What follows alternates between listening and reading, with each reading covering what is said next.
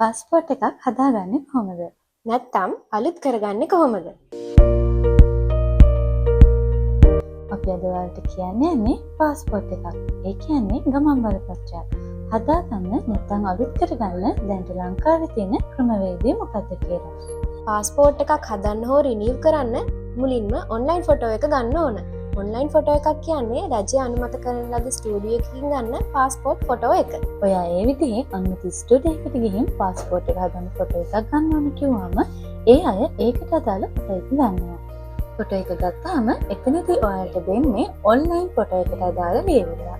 ඊළඟට පාස්පෝර්ට් එක හදාගන්න ඇප්ලිකේෂන් එකක් පුරවන්න තියෙනවා. ඔයාට මේ ඇප්ලිකේෂන් එක තිරේ දිස්සුන වෙබ්සයිට් එකනුත් ඩවුන්ලෝඩ් කරගන්න පුළුවන්. නැත්නම් ඔයාලා විදේශගත වෙමින් ඉන්න ඒජන්සි එකකින් ඉල්ලගන්නත් පුළුවන්. මේ ඇප්ලිකේෂන් එක පැහැදිලිව වලින් නිවැරදිව පුරවන්න ඕන.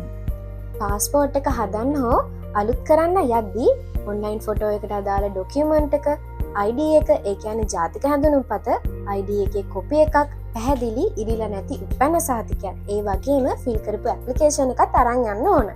පාස්පෝර්ට් එක අලුත් කරන්න යන කෙනෙක් නම් පරණ පාස්පෝර්ට් එකත් ඒ කොපි එකකුත් අරගෙන යන්න ඕනේ. පාස්පෝර්ට් එක හදන්න හෝ අලුත් කරන්න අය කරන ගාස්තුව රුපියල් 20000කුත් අරන් යන්න ඕන. ඔයා පාස්පෝර්ට් එක හදන්නේ කොළඹ පාස්පෝර්ට් ඔෆිස් එකකින් නම් උදේ 8ත් 12ත් අතර ඇප්ලිකේෂන් බාර ගන්නවා. උදේම ගියොත් ඉක්මනින්ම හා පහසුවෙන්ම වගේ වැඩ කටයුතු ටික කරගෙන යන්න පුළුවන්.